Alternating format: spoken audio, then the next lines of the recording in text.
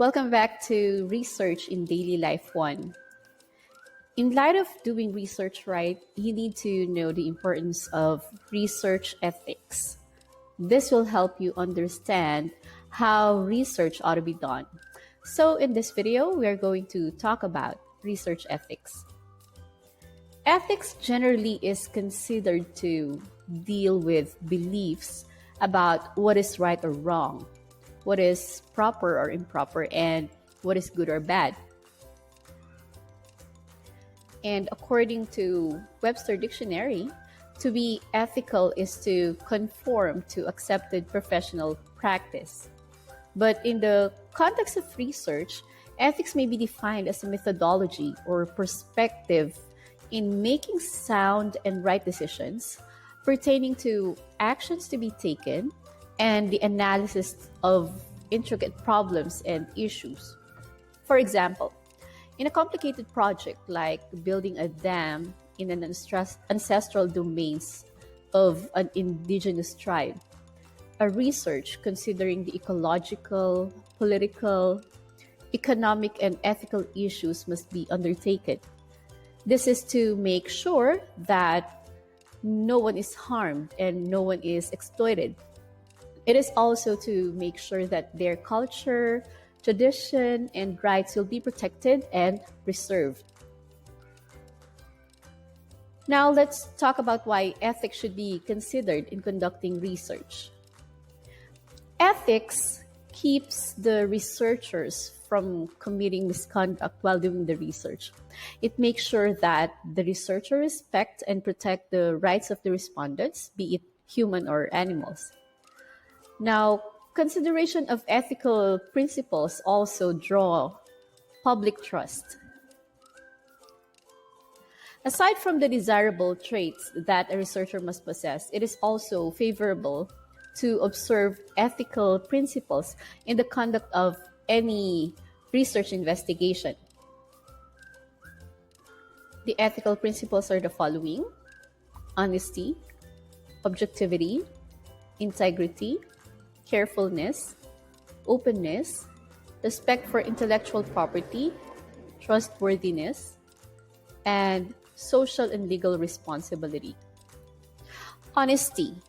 Intellectual honesty must be upheld in the planning, execution, and writing of the research report. Your research proposal must be transparent. It must state all the concerns so that you will not deceive your respondents and you're not going to deceive the other researchers as well.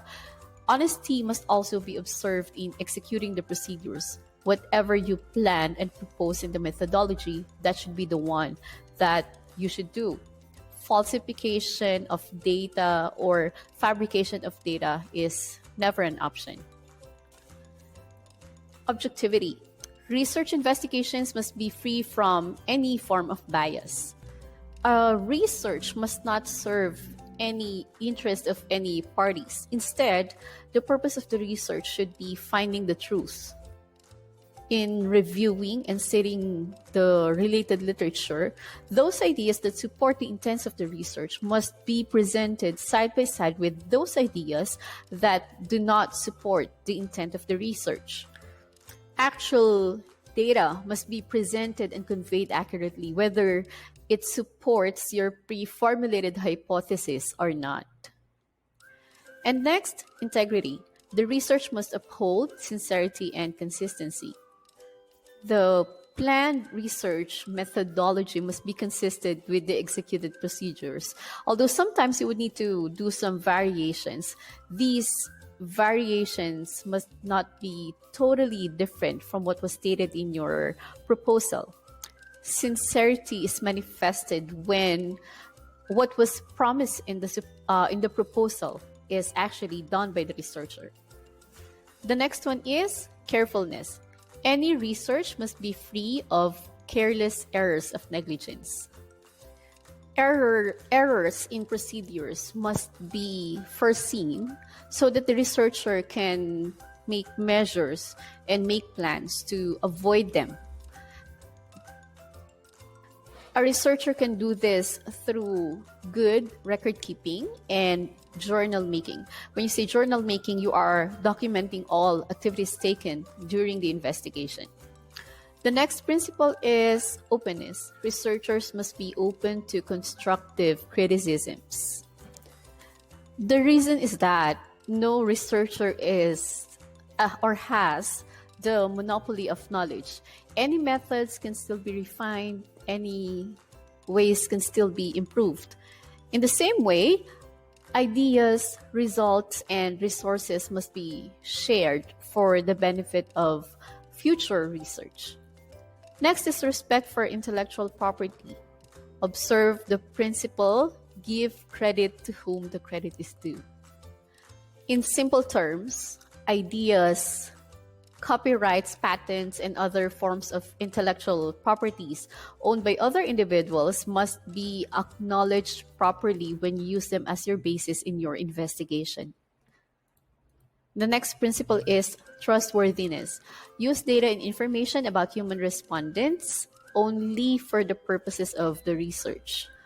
The researcher must keep all data confidential to protect your respondents from public scrutiny or possible discrimination. We cannot put them at risk.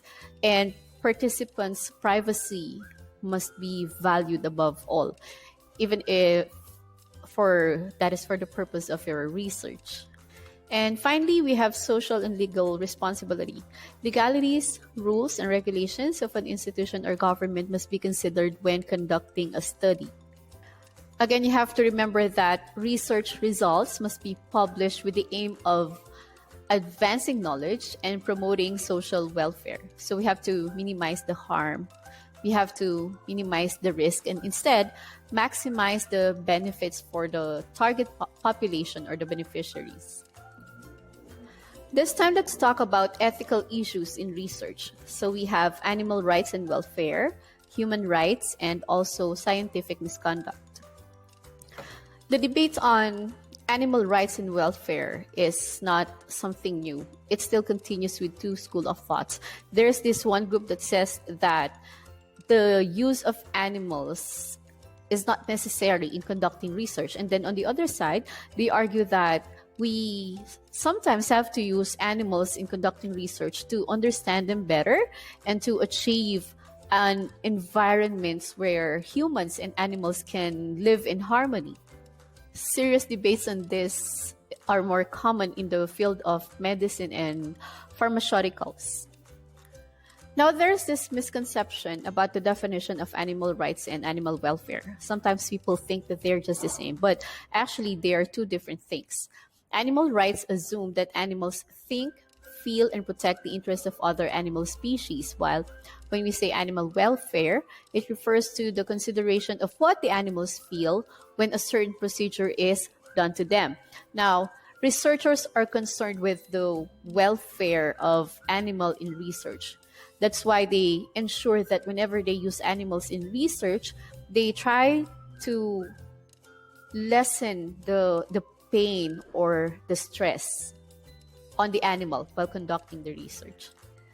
Now, if it is really inevitable or unavoidable to use animals in the research, then a researcher can follow these 3 R's: reduce, refine, and replace. The first one, reduce, means that a researcher should use the least number of animal subject. The researcher should try to avoid casualties, but if casualties is also unavoidable, it should at least be minimized without sacrificing the quality of the result of the research.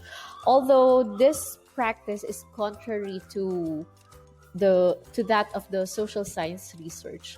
Because in social science, we try to have enough number of subjects in order to come up with a valid and more comprehensive conclusion. The second one, which is refine, it says research procedures are evaluated and refined carefully to minimize possible pain and suffering of the animal subjects. They should be treated in a way that is free from stressful conditions while also being given proper care while under the period of the study. Now, the third one is replace. Replacement option must be considered. If it is possible to use other materials or other non-living things or probably non-biological objects, then replacement is a better option. Now, it is not only animal rights and welfare that we are concerned about in research. We are also concerned about human rights in research because in qualitative studies or qualitative research, it often involves human respondents. Because of this, a number of ethical considerations need to be strictly followed to make sure that these human respondents are not harmed and are not exploited. When the use of animals in research is unavoidable, then we follow these 3 Rs. But if there's a need for human respondents in conducting the research, then we have to consider observing the following human rights. The first one is right to voluntary participation. Definitely, all human respondents should participate in a research study out of his free will. They should not be forced or they should not be coerced to participate in the research undertaking. The next one is the right to informed consent. One of the foundations of research ethics is the idea of informed consent. Simply put, informed consent means that participants should understand that first, they are taking part in research, and second, what the research requires of them. Such information may include the purpose of the research, the methods being used, the possible outcomes of the research, as well as associated demands, discomforts, or even inconvenience and risks that the participants may face. While it is not possible to know exactly what information a potential participant would or would not want to know, you should aim to leave out any material information. That is, information that you feel would influence whether consent would or would not be granted.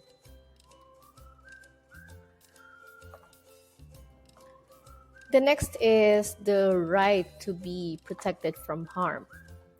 Basically, participants will only be willing to volunteer information, especially information of a private or sensitive nature, if the researcher agrees to hold such information in confidence.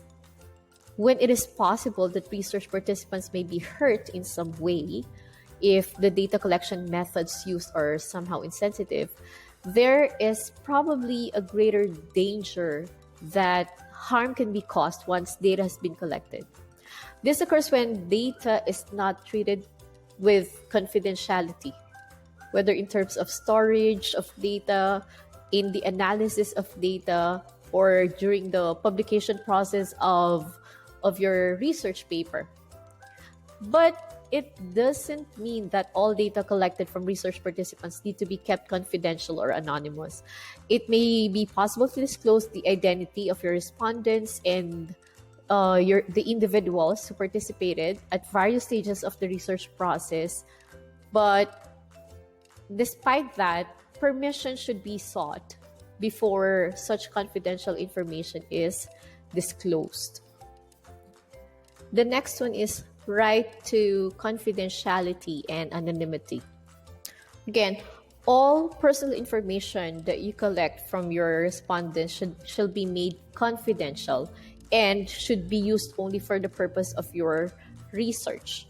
If the respondents choose not to disclose his or her identity to anyone, then it should be like that. And the collection of data should be done in a way that other respondents will not be able to identify the others. And that would fall under the right to confidentiality and anonymity. Now, the next ethical issue is about scientific misconduct. Scientific misconduct involves deviation from universally accepted conduct in research undertakings, resulting to scientific dishonesty. Of course, researchers are expected to follow rules and have proper conduct in doing the research, but there are still times when some researcher would break the rules and deviate from, let's say, the protocols or the set methodology. So this one would fall under the scientific misconduct. Areas of scientific dishonesty, you have the first one. It's fabrication and falsification of data. This one is also known as cooking the data. It's like producing data without actual experimentation, or probably coming up with numbers or data even without conducting a survey. It is also fabrication and falsification of data when a researcher would alter the collected information so that it would fit the result that they wanted. The next one is non-publication of data. In contrast with fabrication and falsification of data, the non-publication of data would involve choosing not to include the data collected, probably because it doesn't support the hypotheses that the researcher set. And so the researcher chooses to include the results that do not reject the hypothesis, and that's the one that the researcher publish or reports. Next is faulty data gathering procedures. Remember that negligence and carelessness leads to errors of measurement, or what we call faulty research instruments. And finally, the most common, this is plagiarism. Plagiarism is defined as the fraudulent act involving claiming another person's ideas, work, or publication. So if it is someone else's work, idea, or publication, and another person claims it, then that is plagiarism. And it is a form of intellectual property stealing and dishonesty that usually happens in scientific publications. Now, there are different types of plagiarism. We have the first one is clone. It is the act of submitting another's work, word for word, as one's own. So you just get exactly the copy or the research of somebody else and submit it or claim it as a research that you have done yourself. Second is one of the most common. This is Control-C, or copy-paste. It is the act of writing a study that contains significant portions of text from a single source without alteration. So I guess you're already familiar with this. You highlight something on a certain website or a PDF copy of a research, and then you paste it in your own research without any alterations. That is a type of plagiarism, and we classify it as Control-C. Another one is find, replace. It is the act of changing keywords and phrases but retaining the essential content of the source in the paper. Say, for example, you copied and pasted a part of a research, somebody else's research, and then you find a word, say, for example, the name of the company under that research, and then you change the name of that company to another company's name. But the content is exactly the same. You just change a company's name to another company's name, and that's it. So that is find and replace. That is a form of plagiarism. Next is remix. It is the act of paraphrasing from other sources and making the content fit together seamlessly. I think it's definitely understandable. The next one is recycle. It is the act of borrowing generously from one's own previous work without citation. And this is also called self-plagiarism. It could be like you have done research in the past, and let's say when you were in grade 10, you were able to complete a good research and you got a good score for it. And then this time, when you're in senior high school, you decide to use exactly the same research without changing anything. It is self-plagiarism. You are just recycling a research that you have done in the past. Next is hybrid. It is the act of combining perfectly cited sources with copied passages without citation in one paper. So, from the word from the definition itself. You combine perfectly cited sources with copied passages, and then you just put them together in one paper, and you didn't do any citation anymore. That is hybrid. 7 is mash up. It is the act of mixing copied materials from several different sources without proper citation. So you get one part from research 1, one part from research 2, another one from research 3, and from other research, and then you put them together as one. That is plagiarism, mash up. Next is 404 error. If you're familiar with this one, sometimes you click a link on a certain web page, and then it redirects you to another page, and then 404 error comes out. It is the act of including non-existent citations or inaccurate information about sources. You're going to make a citation. You're going to say that you got it from this website or you got it from this source. But when checked, or when somebody checked the link, say for example, it's an internet link, nothing comes out. So it is a non-existent web page or a non-existent source, a non-existent website. Next one, aggregator.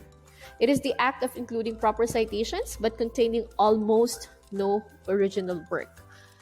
You get a part of a research from research 1, put it in yours. From research 2, put it in yours. From research 3, and so on. You include all the citations. And then when checked, your research is like 90% copied from other research studies. That one is also a form of plagiarism because there is almost no original work that came from you. Last one is retweet.